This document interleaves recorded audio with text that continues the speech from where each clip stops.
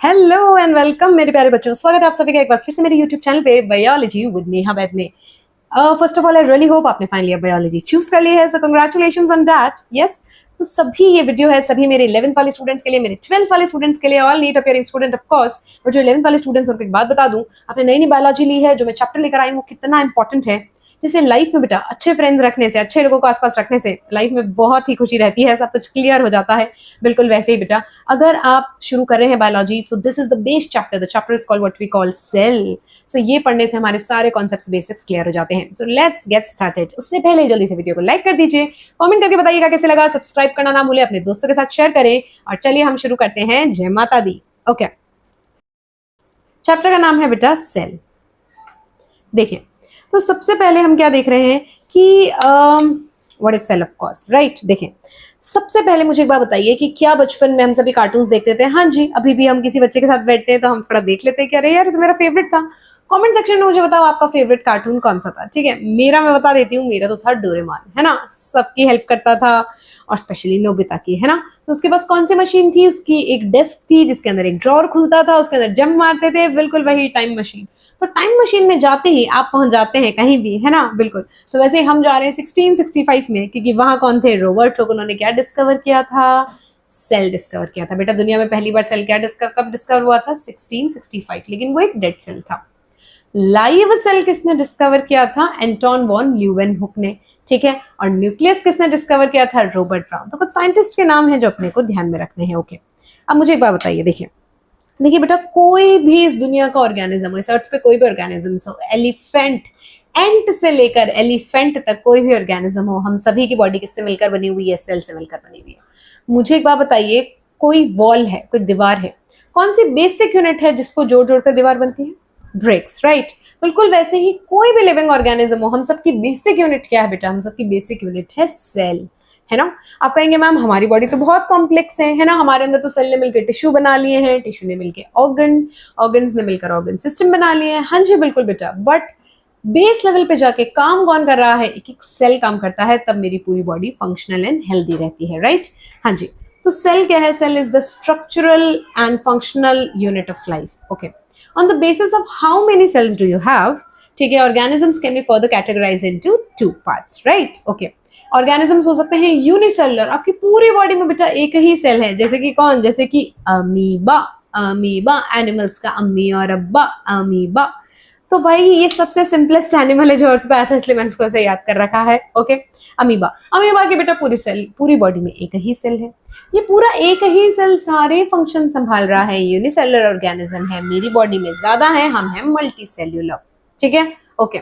देखिए अभी हमने बात करी दोस्तों की बात करी, तो अगर आपको कोई दोस्त है, आपको कोई इंसान पसंद है, तो आप क्या करते हैं? उसमें चेकलिस्ट है ना, कुछ चीजें कॉमन होती है, तब आपको इंसान अच्छा लगता है। तो बिल्कुल वैसे ही अगर कोई सेल है, तो कौन सी चीजें हैं जो उसमें चेकलिस्ट है कि ये चीजें तो होगी ही होगी यार, तभी इसको सेल बोलेंगे हम। ठीक है, तो what is the minimum requirement? देखो, प्लाज्मा मेम्ब्रेन होना चाहिए, साइटोप्लाज्म होना चाहिए, राइबोसोम होना चाहिए, और उसमें होना चाहिए जेनेटिक मटेरियल। जेनेटिक मटेरियल दो हो सकता है बेटा, या तो डीएनए हो सकता है या आरएनए हो सकता है। ये सब क्या है अभी हम देखेंगे।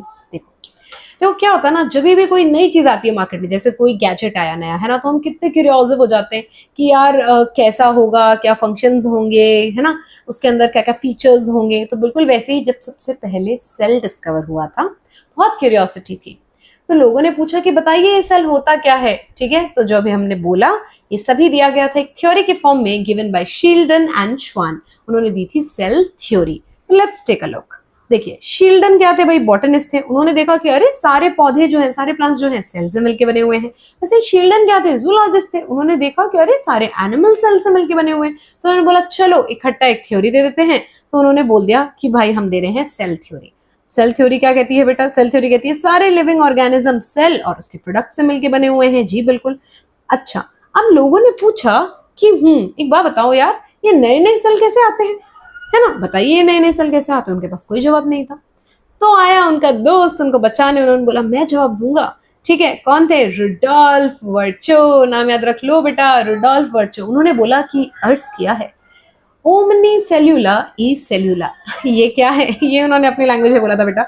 इसका मतलब है new sales arise from pre existing cells. देखो एक बात बताती हूँ, देखो दुनिया में ना जब पहली बार अर्थ बनी थी तब एक सेल बन गया था। अब ये मत पूछना कैसे बना था, इसकी कहानी सुनाएंगे। क्लास 12 चैप्टर का नाम है एवोल्यूशन। पहला सेल कैसे बना था, बन गया पहला सेल। अब कभी भी दुनिया में ना नया सेल नहीं बना बेटा, एक सेल जो है वही डिवाइड होके नए नए नए नए नए नए सेल बनाता चला गया। कैसे, देखिए एक बारी, जैसे ये कोई सेल है ना, ये पहला सेल बन गया दुनिया में। अब ये क्या होता रहता है, इट कीप्स ऑन डिवाइडिंग बेटा, सेल डिवाइड होते रहते हैं and they keep on dividing and make new cells, right? So that's how cell arises from pre-existing cells, या life arises from pre-existing life. Okay, तो ये बातें बताई गई थी। okay, इसका एक्सेप्शन कौन है बेटा, इसका एक्सेप्शन है वायरस। वायरस नहीं आता है सेल थ्योरी में, क्योंकि वायरस ना, मैं आपको एक बार बताती हूँ, virus is the connective link बेटा, connective link between living and non living के बीच में कनेक्टिव लिंक है। कनेक्टिव मतलब अगर वायरस बाहर पड़ा है ना, बॉडी के बाहर पड़ा है, तो वो नॉन लिविंग है, वो कुछ भी नहीं कर सकता खुद से। इट नीड्स अ होस्ट, वो किसी की बॉडी में एंटर करेगा, देन ओनली वो अपनी मशीनरी स्टार्ट करता है, ठीक है, अपनी बीमारी फैलाना स्टार्ट करता है। So it's actually an exception for the cell theory. Okay, अब देखिए एक ब्यूटीफुल कलरफुल सा चार्ट लेकर आई हूँ आपके लिए, पूरा एक ओवरऑल समरी के लिए। देखिए सबसे पहले बेटा इसमें क्या है, सेल के अंदर देखिए दो चीजें होती है। देखिए मैं लेकर आई हूँ, फॉर एग्जाम्पल देखिए ये, ठीक है, ये अभी तक पैक्ड है, या okay. So basically this, right, या तो ये क्या है बेटा, ये कोई सेल है ना। तो सेल के बाहर क्या है, ये जो है ये क्या है बेटा, ये है सेल की बाउंड्री, है ना। जैसे हमारे भी बाउंड्रीज होना बहुत इंपॉर्टेंट है, राइट, बिल्कुल वैसे ही सेल कह रहा है भाई मेरी भी बाउंड्री है, ठीक है, ये सेल बाउंड्रीज है बेटा। सेल बाउंड्री जो है वो क्या करता है, सेल को प्रोटेक्टेड रखता है, ऑफ कोर्स, है ना, इसे सेल एनवेलप भी कह सकते हैं। एक सेल बाउंड्री है जो तो सब में ही होगी, वो कौन है, प्लाज्मा मेम्ब्रेन, या जिसका दूसरा नाम है सेल मेम्ब्रेन।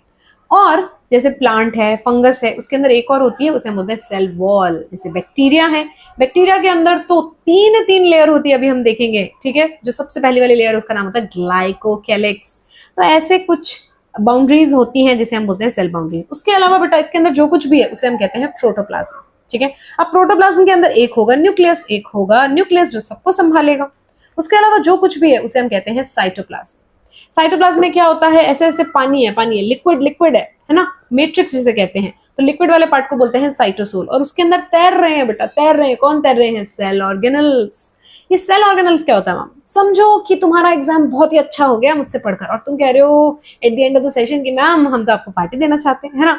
तो आपने क्या करा बेटा, अपने पार्टी के क्या करे, इंतजाम करे। अब सभी लोग सारा काम तो नहीं कर सकते, तो आपने क्या करा, डिवाइड कर लिया, है ना। किसी ने बोला कि यार हम म्यूजिक अच्छा संभालते हैं, हम डीजे देख लेंगे। किसी ने बोला हम फूड देख लेंगे। किसी ने बोला हम वेन्यू देख लेंगे।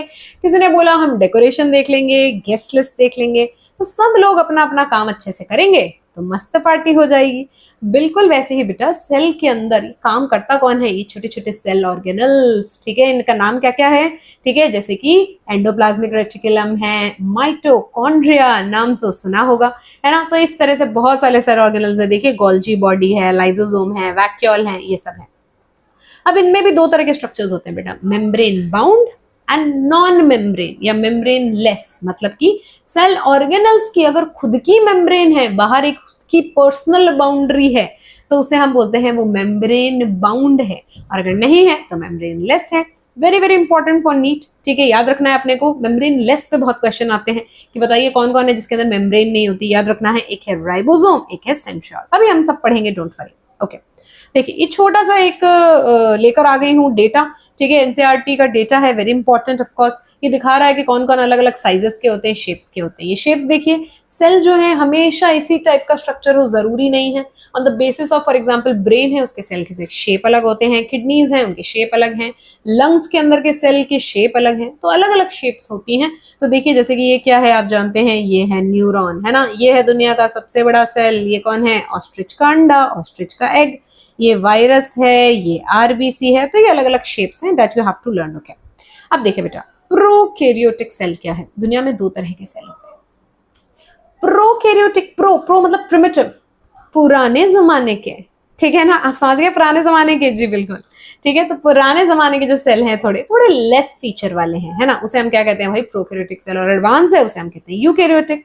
समझोगे कैसे भाई, ऐसे समझो जैसे कि फोन का एवोल्यूशन हुआ, है ना, मोबाइल फोन का एवोल्यूशन हुआ। तो पहले कौन से आते थे बेटा, कौन से आते थे सबसे पहले, वो स्विच वाले, है ना, Nokia 3310, have you seen it, ठीक है, ओके। तो वो अपने आते थे, है ना। फिर धीरे धीरे एवोल्यूशन हुआ, स्क्रीन बड़ी होने लग गई, टच स्क्रीन आ गया, कैमरा और अमेजिंग हो गया, मेनी वो features we know the rest, या ओके।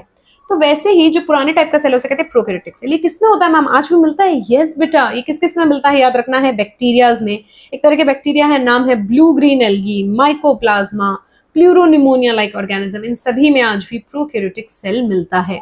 तो हमें डिटेल में पढ़ना है प्रोकैरियोटिक सेल ऑफ कोर्स, ठीक है ना। ओके, प्रोकैरियोटिक सेल के अंदर होता क्या है मैम, देखो इसके अंदर बेटा सेल वॉल भी होती है, प्लाज्मा मेम्ब्रेन तो सब में होती है, इसके प्लाज्मा मेम्ब्रेन के ऊपर सेल वॉल भी होती है। इनफैक्ट उसके ऊपर भी एक और लेयर होती है, अभी एक प्यारा सा डायग्राम दिखाऊंगी, सारी लेयर्स आपको नजर आएगी। ओके ठीक है। एक्सेप्शन क्या है बेटा इसका, माइकोप्लाज्मा, मतलब माइकोप्लाज्मा है इसी का ही, लेकिन इसके अंदर क्या है बेटा, सेल वॉल नहीं मिलती है, ठीक है। और क्या होता है, प्रोकैरियोटिक सेल के अंदर ना बहुत ज्यादा सेल ऑर्गेनेल्स नहीं पाए जाते, बहुत लिमिटेड पाए जाते हैं। न्यूक्लियस भी होता है, लेकिन न्यूक्लियस के अंदर का जो सारा जेनेटिक मटेरियल है बेटा, वो सारा फैला हुआ पड़ा रहता है, उसके बाहर कोई मेम्ब्रेन नहीं, वो वेल ऑर्गेनाइज्ड नहीं होता। तो ये सब कुछ फीचर्स हैं प्रोकैरियोटिक सेल के, ठीक है। अब देखो, अब देखिए ये डायग्राम देखो बेटा, मैं इसको जूम कर देती हूँ, देखिए आपको, आई रियली होप आपको डायग्राम दिख रहा होगा, ठीक है। Now look at the beauty, right. इसमें देखिए 3 तरह के लेयर्स दिखा रहे, देखो ये सबसे ऊपर वाली जो है बेटा, ये है कैप्सूल। कैप्सूल, कैप्सूल जिस केमिकल की बनी हुई होती है उसका नाम होता है ग्लाइकोकैलिक्स, ये है मेम्ब्रेन नंबर 1।